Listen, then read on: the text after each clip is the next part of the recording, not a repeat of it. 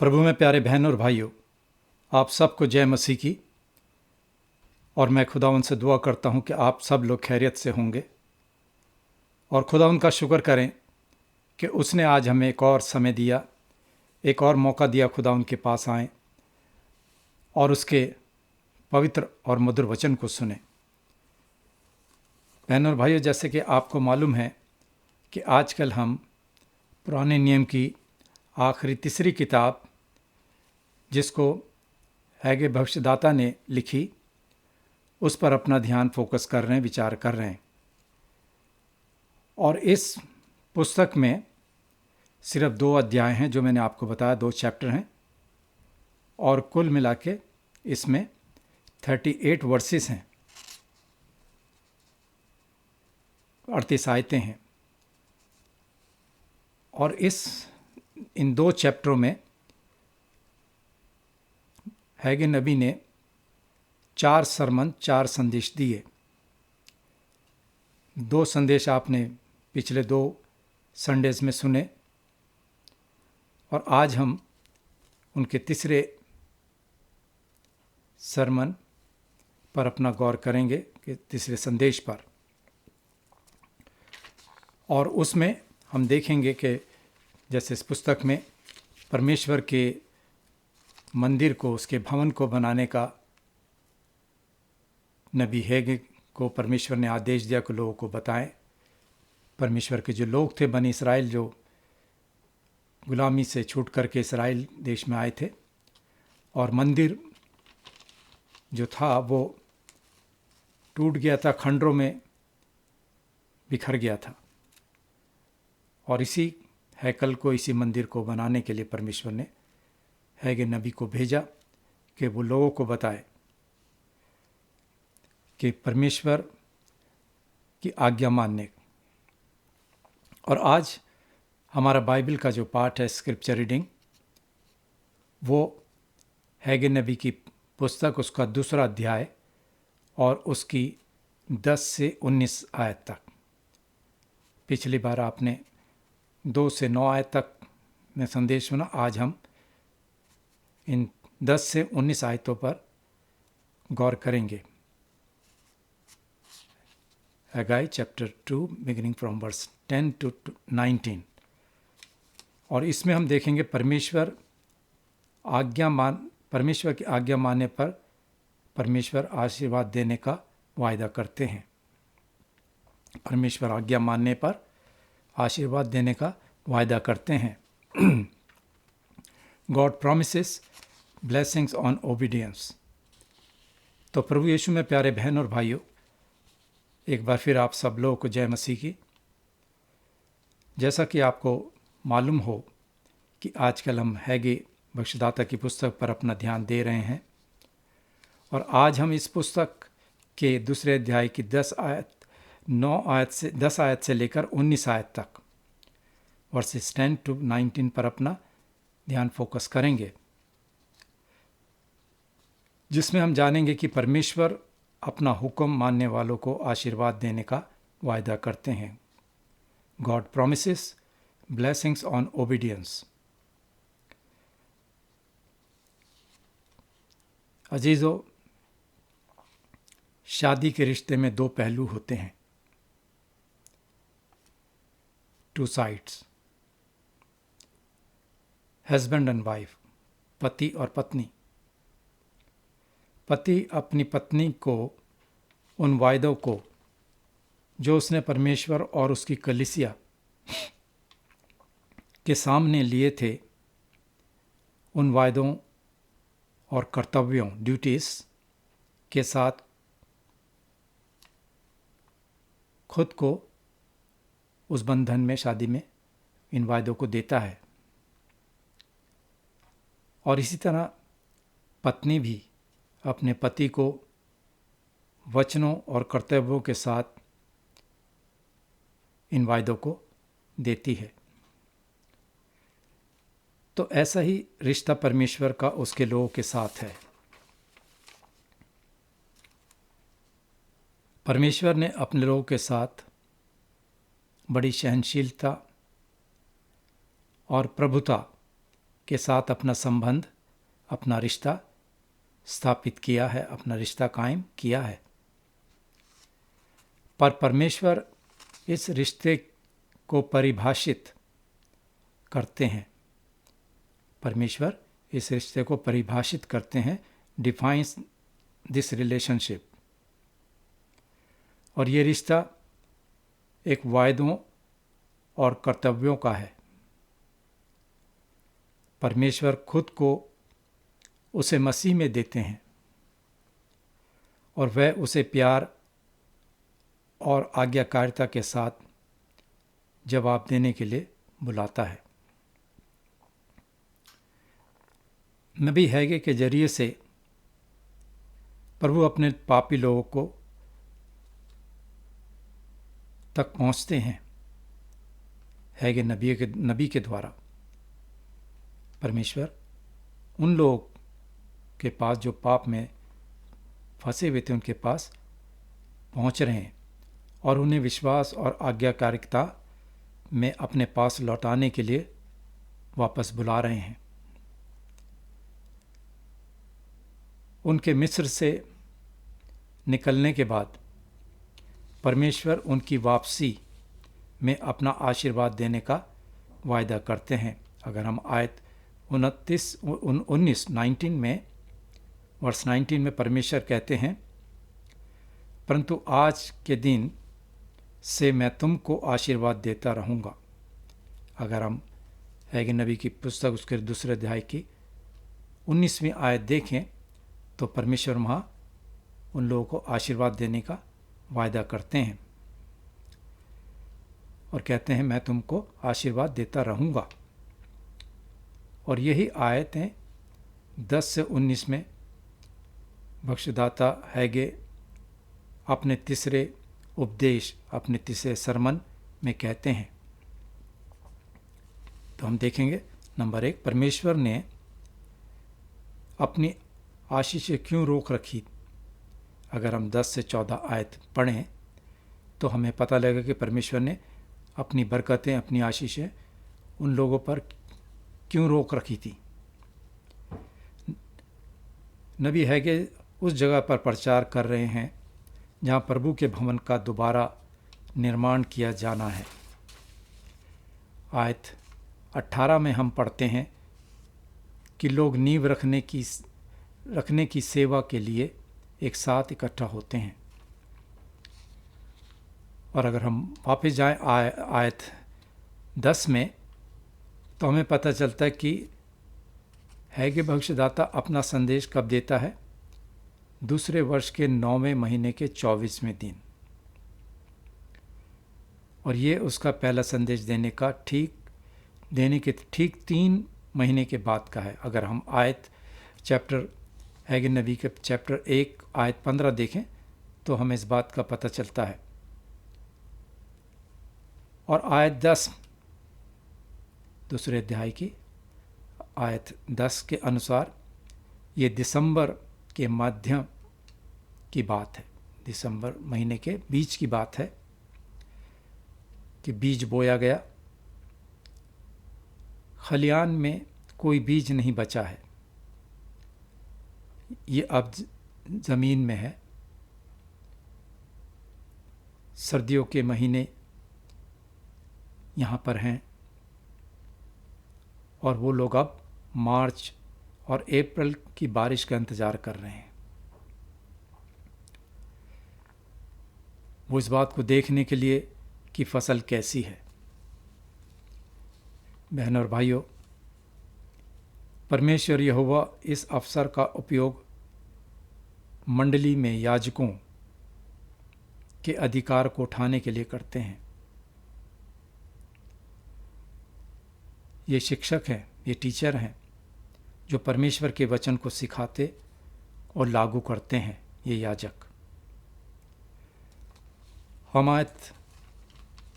हम आयत 12 और 13 में पढ़ते हैं कि परमेश्वर यहोवा ने भविष्यवक्ता हैगे को याजकों से 2 प्रश्न पूछने का निर्देश दिया। संक्षेप में, ब्रीफ में 2 प्रश्न कि याजकों से 2 प्रश्न पूछें।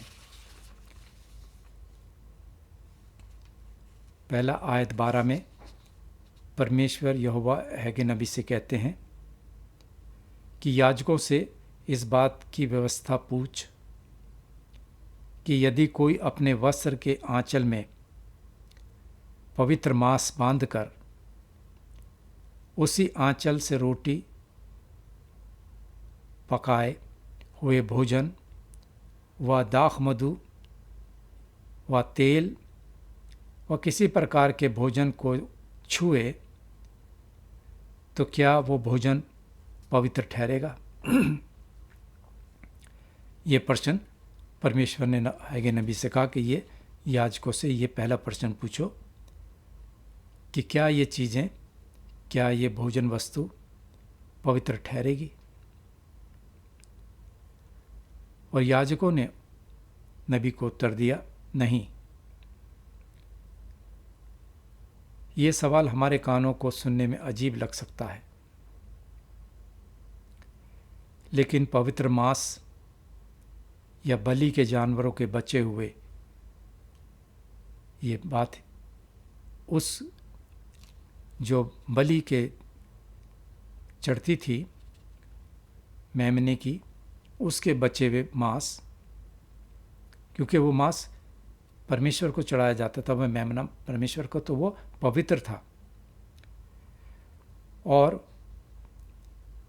वो उन जानवरों के बचे हुए हिस्से से संबंधित है। इस मांस के बारे में याजक या पुजारी अक्सर पवित्र मांस के अंश ले जाते थे और बचे हुए हिस्से याजक ले जाते थे, और उनके वस्त्र जो थे वो बड़े लंबे लंबे होते थे, लंबा चौगा, और उसकी तह में वो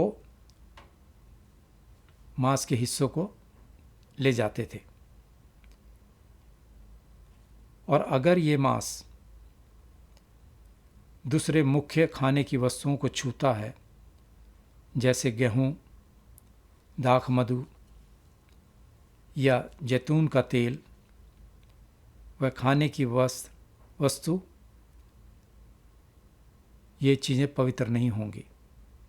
अगर वो मांस इन वस्तुओं से, गेहूं, दाख मधु या जैतून के तेल, तो वो खाने की वस्तु पवित्र नहीं होगी। तो ये था पहला सवाल जो परमेश्वर ने कहा था याजकों से पूछो। और दूसरा, अब हम अगले प्रश्न की ओर जाते हैं। आयत 13 में हम पढ़ते हैं कि हैगे नबी ने पूछा याजकों से कि यदि कोई जन मनुष्य की लोथ के कारण अशुद्ध होकर किसी ऐसी वस्तु को छुए तो क्या वो अशुद्ध ठहरेगी? याजक फिर उत्तर देते हैं कि वो वस्तु अशुद्ध ठहरेगी।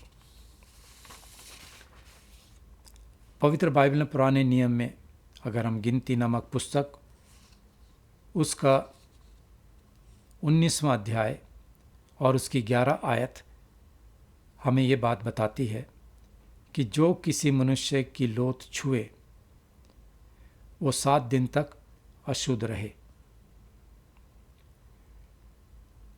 तो अब निवेदन क्या है, एप्लीकेशन क्या है?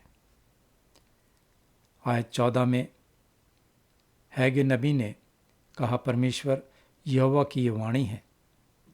मेहरबानी से इस बात को नोट कीजिए कि परमेश्वर यहाँ पे बात कर रहे हैं हैगे नबी से, कि हैगे नबी कहते हैं कि परमेश्वर यहोवा की ये वाणी है कि मेरी नज़र में, मेरी दृष्टि में ये प्रजा और ये जाति वैसी ही है और इनके सब काम भी वैसे ही हैं, और जो कुछ वो वहाँ चढ़ाते हैं वह भी अशुद्ध है।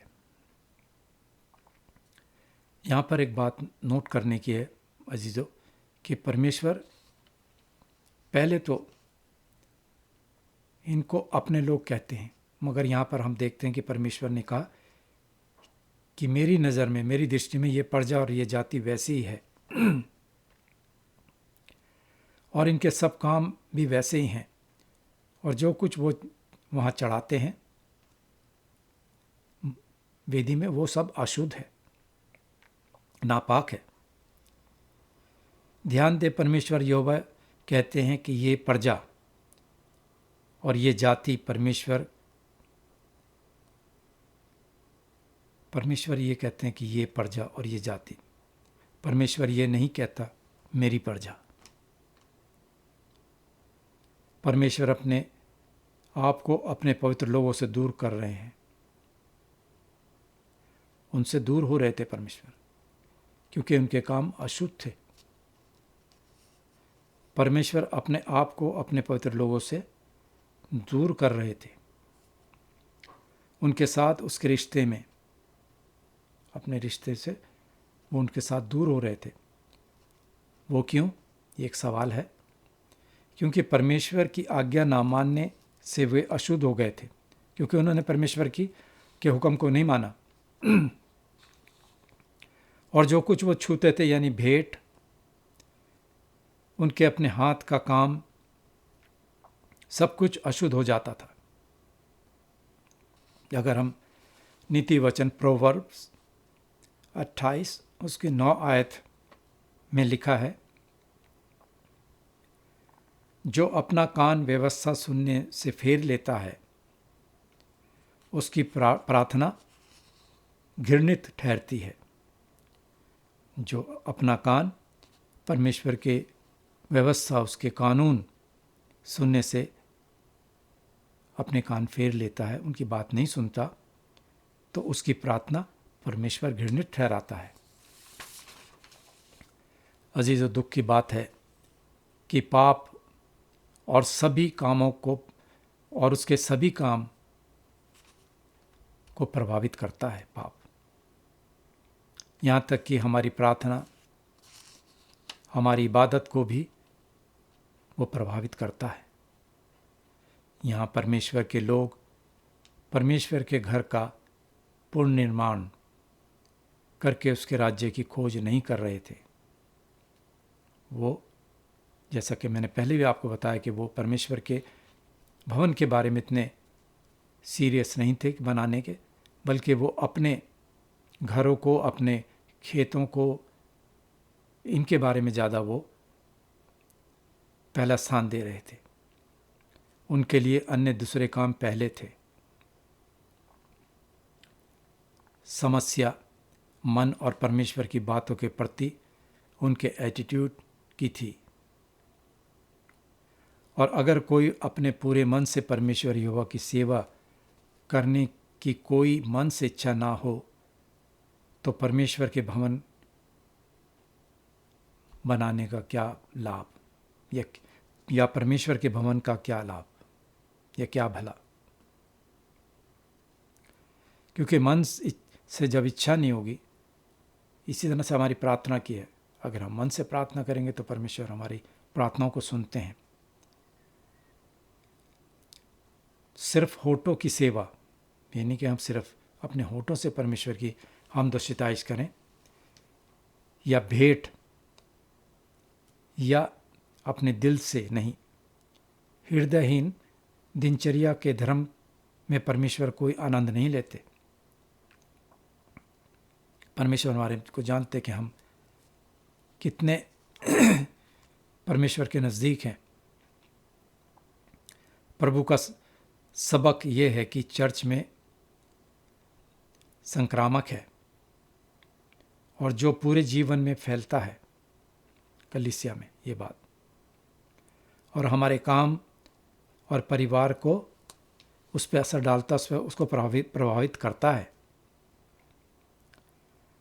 परमेश्वर अपने लोगों को पवित्र के रूप में अलग किया।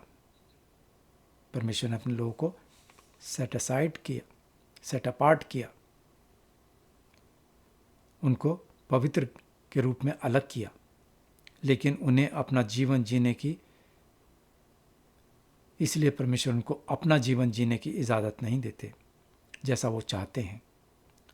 अगर हम पुराने नियम में पवित्र बाइबल के निर्गमन, एक्सोडस चैप्टर 19 वर्स 6, अध्याय 19 आयत 6 में हम पढ़ें तो परमेश्वर कहते हैं, और तुम मेरी नज़र में, मेरी दृष्टि में याजक का राज्य और पवित्र जाति ठहरोगे। परमेश्वर ने उनको याजकों का राज्य और पवित्र कौम, पवित्र जाति ठहराया था अपने लोगों को। चर्च जाना और हमारा बपतिस्मा सौभाग्य का आकर्षण नहीं है जो हमारे जीवन भर पवित्रता को प्रसारित करता है, लेकिन प्रभु के साथ हमारे जीवन का एक ऐसा रिश्ता है जिसके द्वारा प्रभु चाहते हैं कि हमारा पूरा दिल और हमारे सारा जीवन, आराधना, उसकी इबादत, हमारे हाथों के काम, परिवार परमेश्वर के वचन को परिवार के साथ बांटना, परमेश्वर के वचन को के द्वारा हम चलें, प्रभु के आशीर्वाद को पूरी तरह से जानने के लिए हमें और मुझे मेरे पापी जीवन से मुड़ना है, पापी स्वभाव को छोड़ना है, क्योंकि परमेश्वर पाप से घृणा करता है। वो पापी को बचाने आए थे, तो हमें अपने पापी स्वभाव से को उसको छोड़ना है और पश्चाताप, रिपेंटेंस, पश्चाताप में परमेश्वर की ओर मुड़ना है, प्रभु यीशु मसीह की ओर देखना है। पवित्र बाइबल में नए नियम के हवाले से यदि हम प्रभु यीशु मसीह की आशीष जानना चाहते हैं कि वो क्या कहते हैं, तो हमें कुरिन्थियों के नाम पौलुस प्रेरित की दूसरी पत्री, उसका 6 अध्याय और उसकी 16 से 18 आयत में पौलुस कहते हैं, प्रेरित पौलुस कहते हैं, और मूर्तों के साथ परमेश्वर के मंदिर का क्या संबंध, क्योंकि हम तो जीवते परमेश्वर के मंदिर हैं। जैसा परमेश्वर ने कहा है कि मैं उनमें बसूंगा और उनमें चला फिरा करूंगा और मैं उनका परमेश्वर हूँगा और वो मेरे लोग होंगे।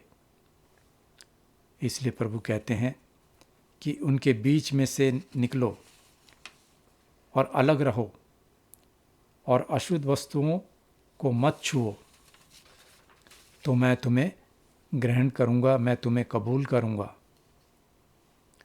और तुम्हारा पिता होऊंगा और तुम मेरे बेटे और बेटियां होंगे। ये सर्वशक्तिमान प्रभु परमेश्वर का वचन है। ये परमेश्वर जो सर्वशक्तिमान है उसका वचन है। परमेश्वर के साथ संबंध क्या शामिल है, परमेश्वर के साथ के संबंध क्या शामिल हैं? अगर हम प्रकाशित वाक्य रेवलेशन उसके चैप्टर 18 वर्स 4 अध्याय 18 की आयत 4 हमें बताती है, और लिखा है, फिर मैंने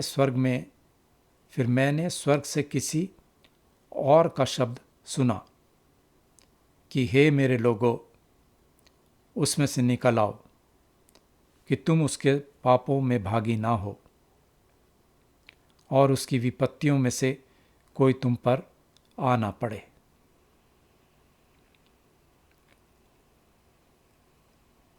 तो क्यों परमेश्वर, अब हम अपने दूसरे पॉइंट पर आते हैं कि क्यों परमेश्वर यहोवा आशीर्वाद देने का वायदा करता है। Why the Lord promises to bless. अगर हम आयत 15 से 19 देखें हैगे नबी की दूसरे अध्याय की 15 से 19 में, अल्टीमेटली अंततः प्रभु यीशु मसीह के कारण परमेश्वर अपने लोगों को आशीष देना चुनते हैं। हम प्रभु यीशु में विश्वास करने और पापियों के लिए उसके बलिदान करने के जरिए से शुद्ध हैं। प्रभु यीशु मसीह के उस महान बलिदान जो उसने सलीब पर दिया हम पापियों के कारण, इस कारण हम शुद्ध हो जाते हैं और जीवित उठे हुए प्रभु यीशु मसीह की आत्मा के द्वारा हम उसके नाम का अंगीकार करते हैं, हम उसको कबूल करते हैं और प्रभु यीशु की आज्ञा मानकर उसकी सेवा करना चाहते हैं।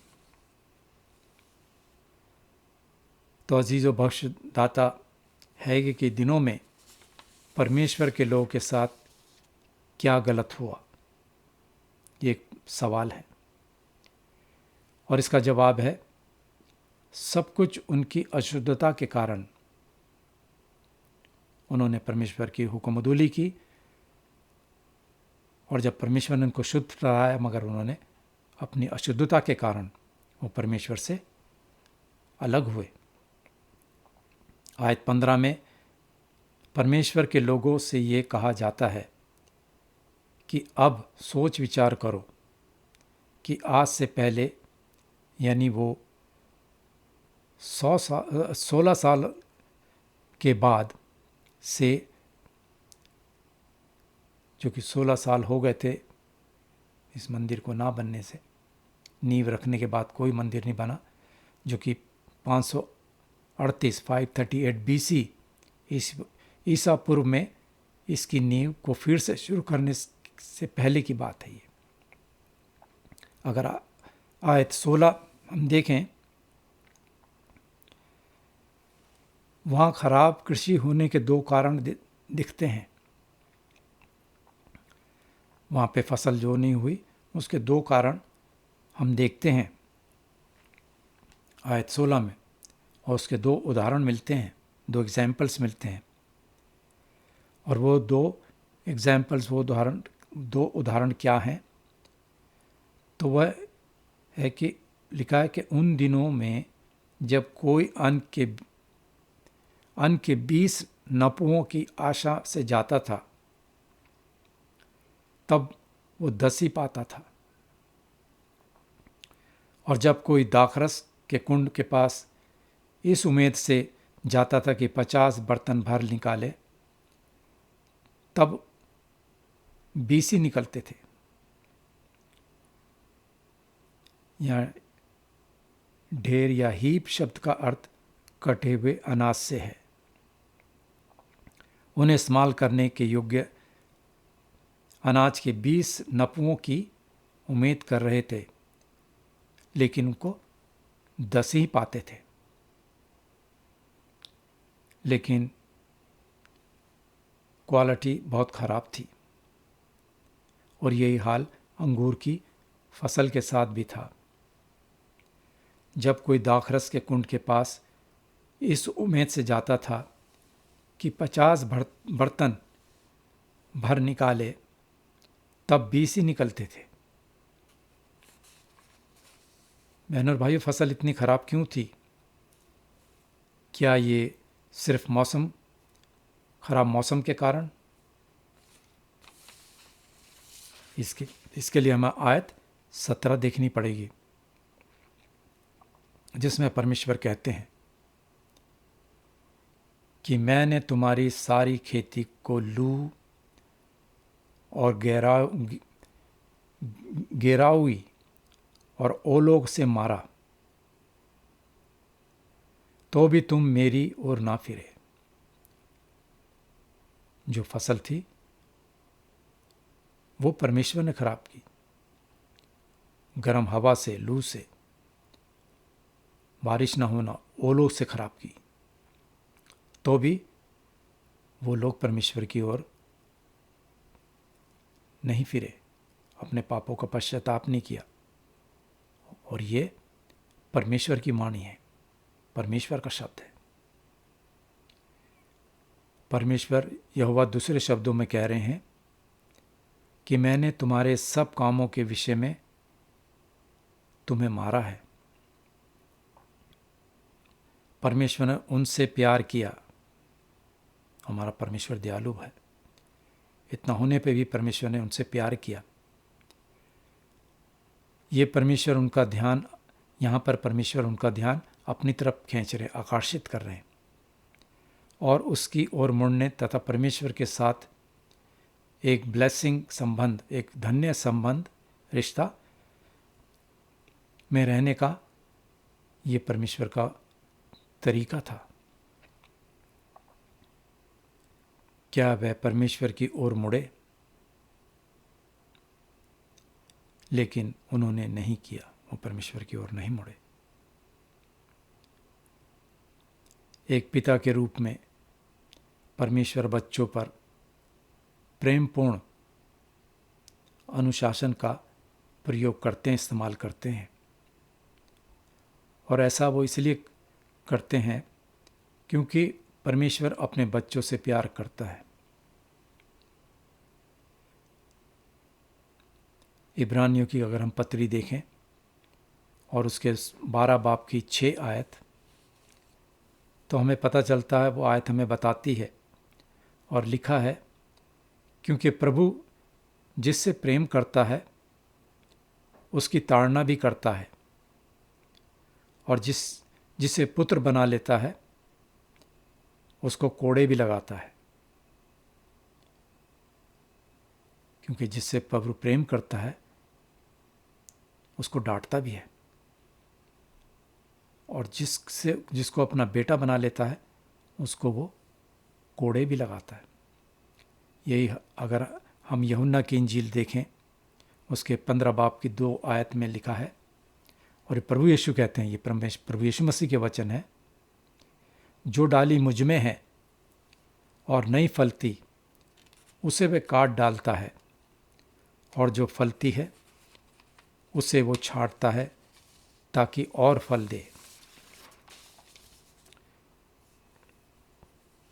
यूहन्ना के प्रकाशित वाक्य पवित्र बाइबल के आखिरी पुस्तक रेवलेशन, उसके 3 अध्याय की 19 आयत अगर हम पढ़ें, जिसमें लिखा है, मैं जिन जिन से प्रेम रखता हूँ, प्रीति रखता हूँ, उन सब को उल्हाना और ताड़ना देता हूँ, इसलिए सरगर्म हो और मन फिराओ।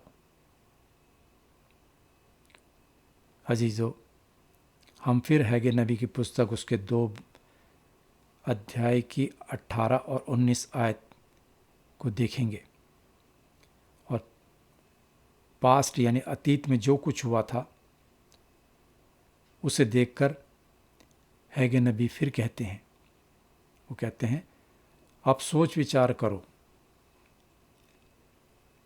अब सोच विचार करो कि आज से पहले, यानी जिस दिन यहोवा परमेश्वर के मंदिर की नींव डाली गई, उस दिन से लेकर 9वें महीने की इसी 24वें दिन तक क्या दशा थी, क्या हालत थी। इस पर सोच विचार करो। क्या अब तक बीज खत्ते में है? क्या अब तक दाखलता और अंजीर और अनार और जलपाई के वृक्ष नहीं फले? बहनों और भाइयों, वो तब था, अब ये है। अब हम परमेश्वर के लोगों के जीवन में पश्चाताप की कृपा देखते हैं। ये उसकी दया है, परमेश्वर की। लोगों में पश्चाताप का फल दिख रहा है, लोग परमेश्वर की ओर लौट रहे हैं। नींव के साथ, फाउंडेशन के साथ काम शुरू हुआ, लोगों फिर काम पे लगे मंदिर को बनाने के, और नींव का काम शुरू हुआ, मलबे की सफाई हुई, लकड़ियां इकट्ठी की गईं, वे सुन रहे थे। उस उड़ाऊ पुत्र के रूप में जो अपने पिता के पास लौटता है,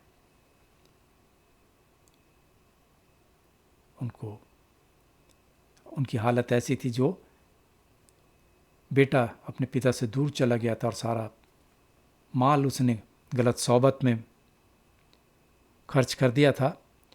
उस उड़ाऊ पुत्र के रूप में उनका जीवन था, और वो अपने पिता के पास फिर लौटते हैं। और हम 19 आयत में हम पढ़ते हैं कि परमेश्वर यहोवा कहता है, परंतु आज के दिन से मैं तुमको आशीष देता रहूँगा। आमीन। परमेश्वर ने जब देखा कि मेरे लोगों ने पश्चाताप किया, वो काम पे लगे और परमेश्वर पर विश्वास लाए, तो परमेश्वर ने भी उनको कहा कि मैं तुमको आशीष देता रहूँगा। आशीष नहीं, ये नहीं कहा कि आशीष दूंगा, बल्कि कंटिन्यू तुमको मैं ब्लेसिंग करता रहूँगा। अजीजों, परमेश्वर का आशीर्वाद उस उपज से परे है। परमेश्वर का आशीर्वाद जीवन के हर हिस्से में फैला हुआ है। अगर हम नए नियम में मत्ती की इंजील उसके 6 बाब की 33 आयत पढ़ें, जिसमें प्रभु यीशु मसीह कहते हैं, इसलिए पहले तुम उसके यानी परमेश्वर के राज्य और धर्म की खोज करो, तो ये सब वस्तुएं भी तुम्हें मिल जाएंगी।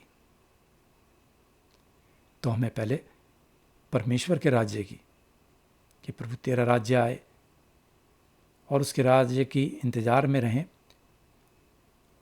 ना कि दुनियावी चीज़ों की। तो बाकी दुनियावी चीज़ें, हमारी ज़रूरत की चीज़ें परमेश्वर हमें मुहैया कराते हैं। प्रेरितों के काम उसके 3 बाब की 19 आयत में प्रेरित पतरस ने सुनने वालों से क्या कहा। अगर हम इस आयत को देखें तो पतरस ने सुनने वालों से क्या कहा। वो कहते हैं, परमेश्वर यहोवा से फिर आएगा, इसलिए मन फिराओ और लौट आओ कि तुम्हारे पाप मिट जाएं, जिससे प्रभु के सम्मुख से विश्राम के दिन तक आए।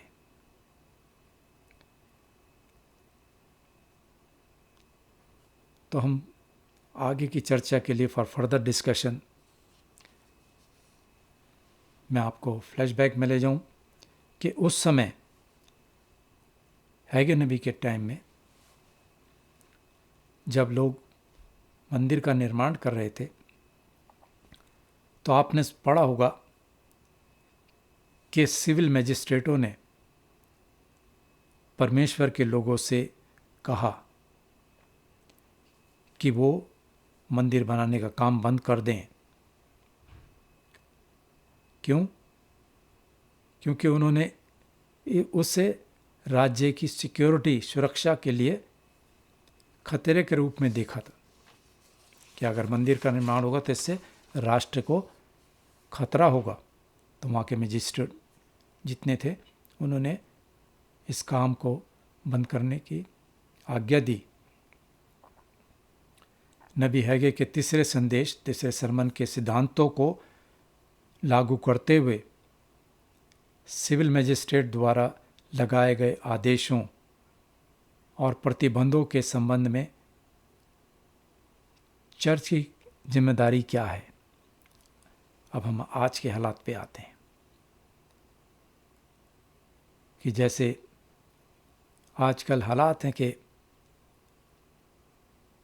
गवर्नमेंट इबादत की मनाही कर रही है,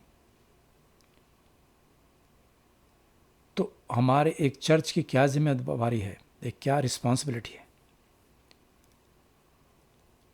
हम अलग अलग प्रतिक्रियाओं, रिस्पॉन्सेस के साथ रह सकते हैं,